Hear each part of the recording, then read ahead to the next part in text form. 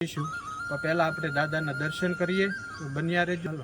હંમેશની માટે અહીંયા આ ધૂણો ચાલુ જ હોય કે દાદા અહીંયા કાંઈ પણ કોઈ પણ માણસ કોઈ બી બાબતની બીમારી લઈને આવે તો આવી રીતના આ દાદાનું કંઈક મઠ કે મંદિર તમે જે કહેતા હોય એ બનાવવામાં આવ્યું છે। આ મેન ધૂણો કહેવામાં આવે છે અને આપણે 84 ધૂણી કહીએ તો આ 84 ધૂણી જ છે। આ રાફડા દાદા છે અને આ બાજુ આવો તો આ બાજુ ભોળાનાથ મહાદેવનું મંદિર બનાવવામાં આવ્યું છે। અહીંયા પણ જેને સિગરેટ પાવ્યું બાપુ જે હતા એમના જ આ ભાઈબંધ રહેલા છે અને બબ્બા જ્યાં પછી સંપૂર્ણ સેવાનું કામ આ દાદાએ જ એમના હાથમાં લઈ લીધું છે। વાવડી ગામ છે તો વાવડી ગામમાં એકલવીર દાદા। જય સિયારામ અને જય માતાજી સાથે આજના બ્લોગની કરું શરૂઆત। તો આજે અમે આવ્યા છીએ એકલવીર દાદાને ત્યાં।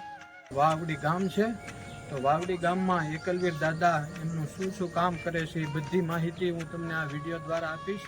તો બન્યા રહેજો। કે કોઈને પણ કાંઈ પણ બીમારી હોય કેન્સરથી લઈને બધા રોગોની સારવાર અહીંયા થાય છે। તો એકવાર કદાચ ડૉક્ટર પણ ના પાડી દે તો એવા લોકો પણ અહીંયા આવે છે। આપણે એવા લોકો સાથે પણ વાત કરીશું। તો પહેલાં આપણે દાદાના દર્શન કરીએ તો બન્યા રહેજો। ચાલો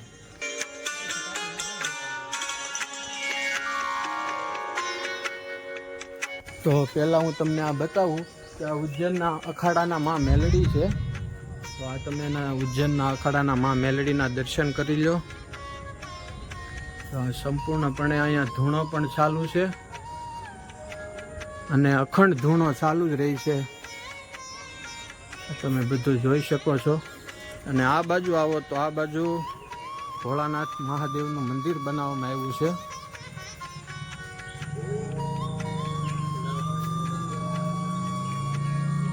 આવી રીતના કંઈક ભોળાનાથનું મંદિર બનાવવામાં આવ્યું છે અને અહીંથી આગળ જઈ તો અહીંથી દાદાના દર્શન કરાવું એ પહેલાં તમને આ 66 જોગણીમાં છે એમના ધૂણાના દર્શન કરાવું। તો આ ધૂણો જો છેલ્લા ઘણા વર્ષોથી અખંડ ચાલુ જ છે। આ ધૂણો તમે જોઈ શકો છો।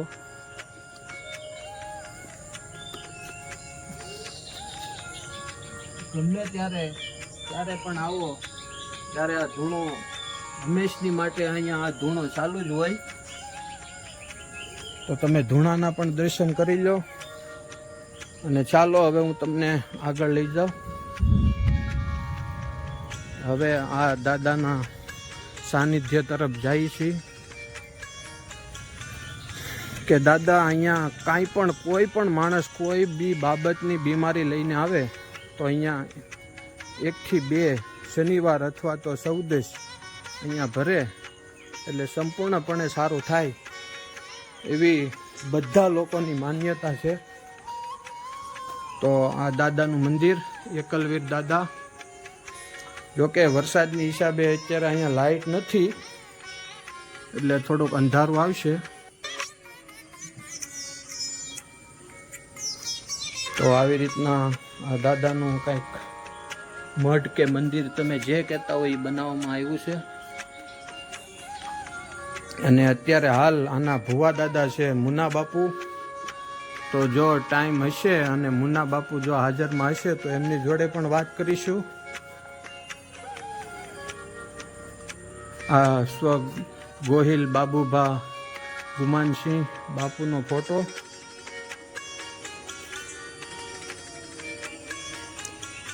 મેલડીમાનું મંદિર ને આવું કંઈક છે। આ તમે બધું જોઈ લો। લાઇટ નથી એટલે પૂરું કાંઈ બરોબર દેખાશે નહીં પણ આ એમની જગ્યા છે।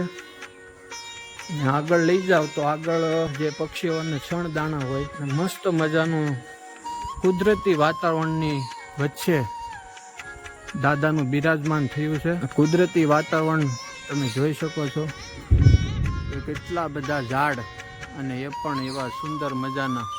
અહીંયા આવો એટલે તમને 50% તો આમને શાંતિ થઈ જાય। હવે તો તમને સંપૂર્ણપણે સારું દેખાતું હશે। તો આ એકલવીર દાદાનું મંદિર છે।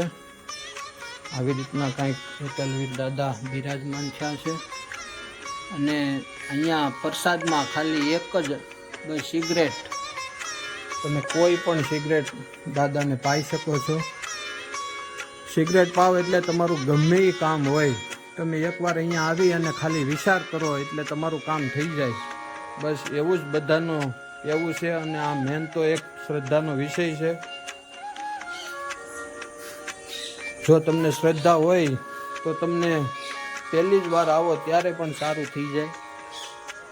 નહીં તો અમુક તો જો શ્રદ્ધા ના હોય તો નોય સારું થાય, તો એ તો તમારા ઉપર છે.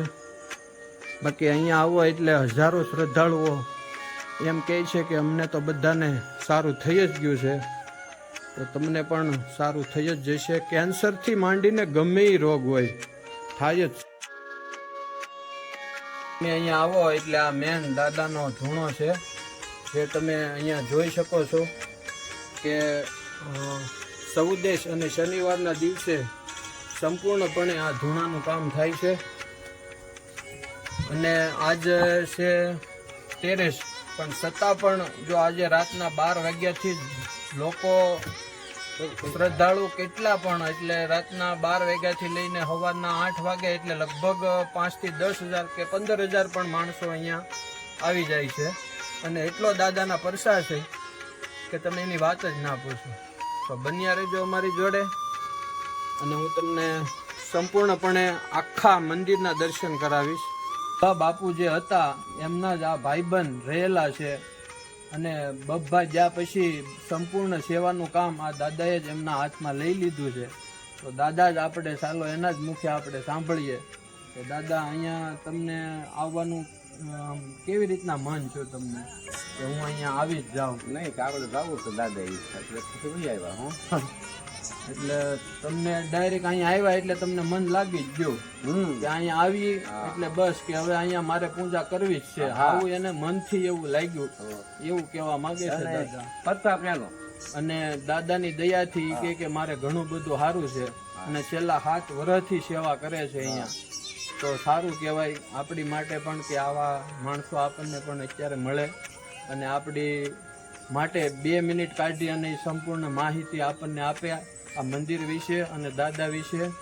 તો અહીંયા દાદા આમ કેવા કેવા માણસો આવે, કયા કેવા દુઃખ લઈને આવે? દુઃખ લઈને આવે, હું તમને કોઈ જોડે નાખીને લઈને આવે હું, અને અહીંયા જોડે નાખીને લઈને આવે ને હું તમને કહું દાદા એ માર્યો તમે હાલતો બહાર ગેટા વયો જાય આવી લીધો બોલો. હવે તો દાદાનું કેવું એવું છે કે અમુક માણસોને તો જોડીમાં લઈને આવે, અને જોડીમાં અને દાદાની સામે જે સાનિધ્યમાં બેહાડે અને 2 જ મિનિટ થાય એટલે એ વ્યક્તિ હાલતો થઈ જાય. કેન્સરના દર્દ જેવા દર્દ પણ આ દાદાએ મટાડ્યા છે. પછી બીજા દર્દ તો ગમે તમને સામાન્ય જ લાગશે, કેન્સર જેવું તો મોટું કોઈ બીમારી છે જ નહીં. તો એ જો અહીંયા મટી જતું હોય તો બહુ સારી. અને દવાનું તો છોડો કે દુઃખ દર્દ, બાકી તો તમે કાંઈ પણ દુઃખ લઈને આવો, આ દાદાને એકવાર તમે તમારા મનથી યાદ કરી અને દાદાને તમે સોંપી દો કે દાદા મને આવી તકલીફ છે દૂર કરી દો, એટલે દાદા લગભગ કરી જ દે 110%. એવું આ બધા શ્રદ્ધાળુઓનું માનવું છે કે અત્યારે તો માણસો નથી, પણ આજે રાતથી કે કાલના બપોર સુધીમાં લગભગ 25,000 માણસો જેટલા અહીંયા ભોજન પ્રસાદ લે છે. અને કોઈ પણ દુઃખ હોય તો એમનું દુઃખ પણ દૂર થાય છે. અને બીજું તો ભોજન પ્રસાદ લઈ અને પછી પાછા આવતી ચૌદશે પાછી જેને જેવી રીતના બાપુ કહે ભાઈ તમારે શનિવારે આથું કે ચૌદશ ભરવા આવવું, એ પ્રમાણે લોકો આવે છે. અને બધાની શ્રદ્ધા અને આસ્થા છે. અમુક 10 વર્ષ દાદા દીકરી આપે છે. અને દાદાનું કેવું એવું છે કે અમુક કે જેને ઘરે પારણા ન બંધાણા હોય 10 વર્ષથી, તો પણ અહીંયા આવી અને માનતા એની રાખે એટલે પારણાય બંધાવેલા છે દાદાએ, કે દીકરાએ આપેલા છે એવું કહે તો હાલે, એમાં કોઈ ના નહીં. તો હવે આથી વિશેષ તો દાદા વિશે આપણે જેટલું કહીએ એટલું ઓછું છે. બાકી તો અમે વાત કરી એની કરતાં તમે જે રૂબરૂ આવો ને એ વધારે સારું તમને લાગશે. અમે તો શું છે 2 મિનિટ માટે કહીએ, બાકી તમે અહીંયા આવીને જોવો લોકો કેવા સેવા કરે છે. અહીંયા તત્પર 24 કલાક માટે જે એમનું મંડળ હાલી રહ્યું છે એ મંડળના 25 થી 30 લોકો કે જે ખડે પગે 24 કલાક ઊભા રહે છે. એવા એનું મંડળ પણ છે અને બાપુને પોતે 200 વીઘા જમીન પણ છે. એવું મેં તો હમણાં સાંભળ્યું કે 200 વીઘા જમીન હોવા છતાં બાપુ જો આવું સેવાનું કાર્ય કરે છે તો આપણે તો બહુ નાના માણસો કહેવાય બાપુ આગળ. તો બાપુની કેવી એની શ્રદ્ધા અને ભક્તિ હશે તમે તમારી અહીંયા આવી અને નજરે જ તમે જોઈ શકશો. અને કમ્પાઉન્ડમાં તમને આ સંપૂર્ણપણે બધો તમને જે નજારો છે એ બતાવીશ, તો બન્યા રહેજો અમારી જોડે. અને આ જો અત્યારે તમને ખાલી એવું દેખાતું હોય છે, આ ભોજન પ્રસાદ માટે છે, પણ અત્યારે તો ઠીક, જ્યારે સૌદેશ અને શનિવાર હોય ત્યારે તો આ જગ્યા બહુ નાની પડે, ત્યારે અહીંયા ભોજન ચાલુ થઈ જાય છે. એમની બાજુમાં 2 ઘોડી બાંધી છે અને અહીંયા વ્યવસ્થા તો બહુ સારી એવી ઊભી કરવામાં આવી છે. તમે જુઓ, આ રસોડા વિભાગ છે.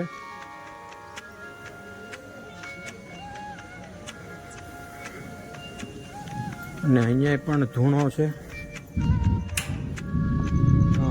અહીંયા ચા પાણીની પણ વ્યવસ્થા 24 કલાક ચાલુ હોય. તો અહીંયા હું તમને અંદર લઈ જાઉં તો આ ગુરુ મહારાજના ધૂણા તરફ તમને લઈ જાઉં, એમના પણ સંપૂર્ણપણે દર્શન કરાવું.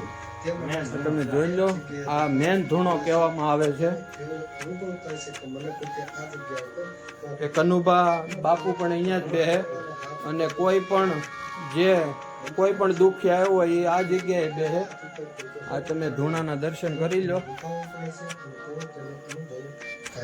તો બસ મિત્રો, આ તો કામરૂ દેશની મિલિયન જાણકારી, વંદાવના કાળાગરની જાણકારી અને આફ્રિકાના જુઓ તમે બધું જાણકારી. જો તમને આ વિડીયો ગમ્યો હોય તો ચેનલને સબસ્ક્રાઇબ કરો, વિડીયોને લાઈક કરો અને તમારા બધા મિત્રો સાથે આ અને આપણે 84 ધૂણી કહીએ તો આ 84 ધૂણી જ છે, મોટા ધૂણા નથી, આ નાની નાની ધૂણી છે. તમે બધા ધૂણીના દર્શન કરી લો.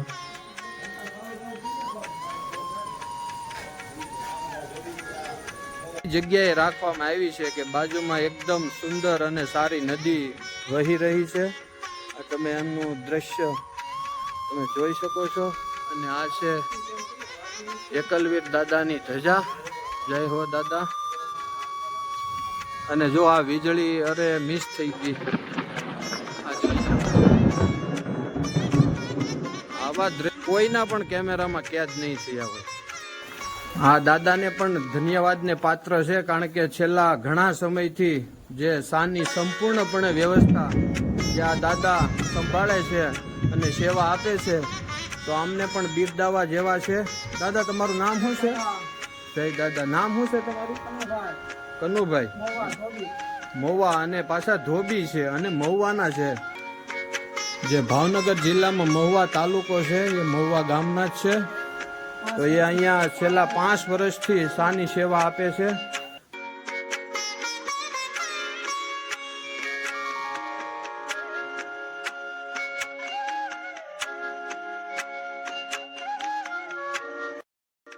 આ રાફડા દાદા છે. આ રાફડા દાદાના 3, 5, 7 કે 9 કે 11, 21, 51 જેના જેવા દુઃખ એ પ્રમાણે અહીંયા આ પ્રદક્ષિણા કરી અને તમારે જવાનું હોય છે. તો અહીંયા અખંડ ધૂણો ચાલુ જ હોય. અને આપણે એક પ્રદક્ષિણા તો કરી નાખી, પ્રદક્ષિણા પૂરી કરી નાખું.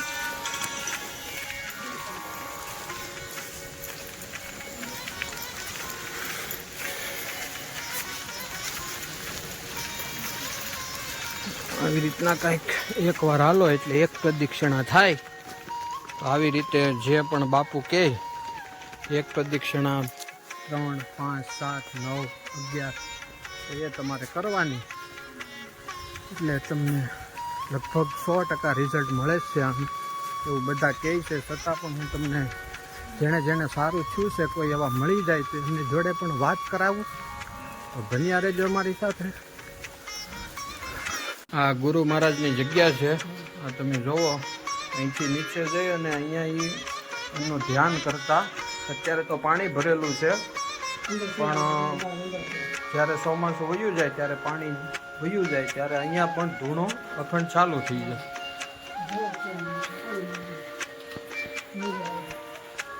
હવે અંદર જઈએ આપણે. અંદર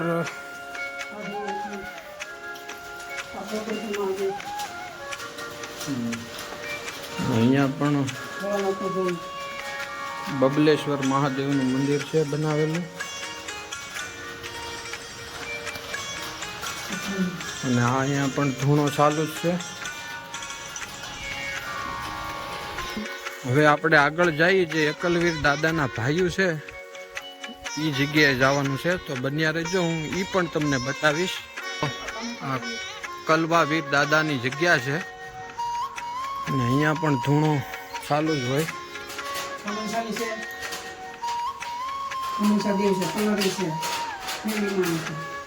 અને 3 ધૂણા ચાલુ હોય છે. આવી રીતે અહીંયા પણ ધૂણો છે. કલવાવીર દાદા અહીંયા પણ જેને સિગરેટ પાવી હોય તો અહીંયા પ્રસાદીમાં સિગરેટ.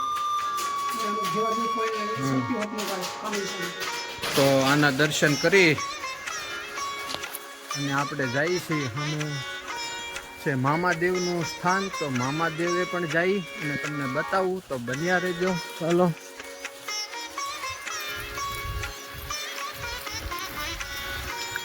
અહીંથી તમે નજર કરો એટલે લગભગ 200 વીઘા બાપુની છે, કનુભા બાપુની. અને અહીંયા છે આ નદી.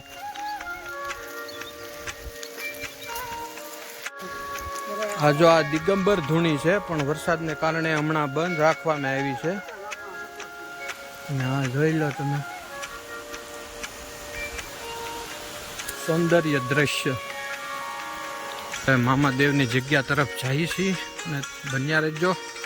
ખીજડાઈ છે અને મામાદેવની જગ્યા પણ છે. તો આ આવી ગઈ મામાદેવની જગ્યા. ધોળી ધજાવાળા મોજીલા મામા.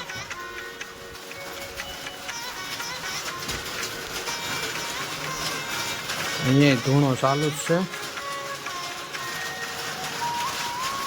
જય મામાદેવ. અહીંયા જે જેની શ્રદ્ધા પ્રમાણે પાઘડી પણ પહેરાવે છે મામાને. ગુરુ મહારાજ છે, કાળકામાં છે, ગુરુ મહારાજ છે, મેલડીમાં છે. આવી રીતના કંઈક બનાવ્યું છે બધું.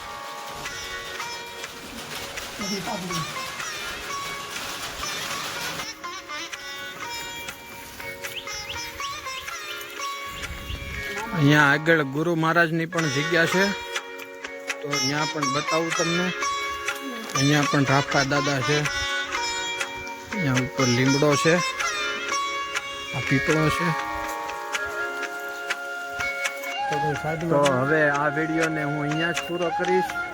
તો તમને કેવો લાગ્યો એ કોમેન્ટ જરૂર કરજો. આશા છે બહુ સારો જ લાગ્યો હોય છે. અને જો સારો લાગ્યો હોય તો લાઈક, શેર અને સબસ્ક્રાઈબ અને કોમેન્ટમાં જય એકલવીર દાદા લખી આવજો.